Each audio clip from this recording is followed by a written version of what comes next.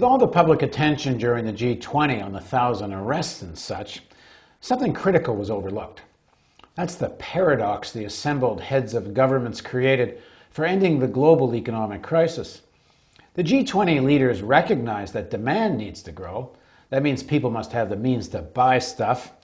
Do a search in the G20 Toronto Summit Declaration, and 14 times you'll find a reference to boosting or increasing demand. Yet they want to cut their deficits in half by 2013. How are they going to cut government spending and increase demand at the same time? They acknowledge that some stimulus spending may still be necessary to stop the world sinking deeper into recession. But by 2013, they want government deficits to plummet. How are they going to pull it off? It's already in the works. Cut social safety net programs with a focus on social security and public pensions. So the G20 wants to increase private demand and cut the deficit. Okay, well, there must be ways to do this without simply adding more government stimulus money.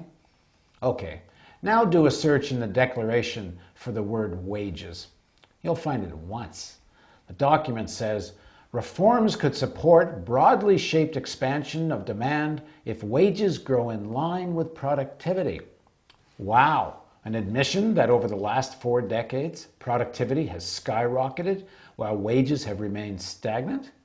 A recognition by the G20 that the greatest transfer of wealth from working people to the rich in modern history might have led to a lack of real demand and is a root cause of the crisis? Are we about to see a G20 agreement on promoting anti-strike breaking laws or eliminating legislation that makes it difficult to impossible to organize unions in many places around the world, including the US and Canada? Sorry, that one sentence is all there is.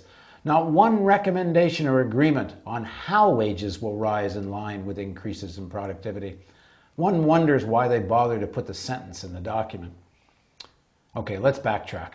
If productivity is up, why can't we afford social programs now that we could in the past? Higher productivity means more wealth, not less, right? Let's just say the top 5% of income earners in the world have never had it so good. So if the economic pie is bigger, there must be ways to lower deficits without cutting social spending, right? Now do a search in the G20 document for the word taxes. You'll find zero.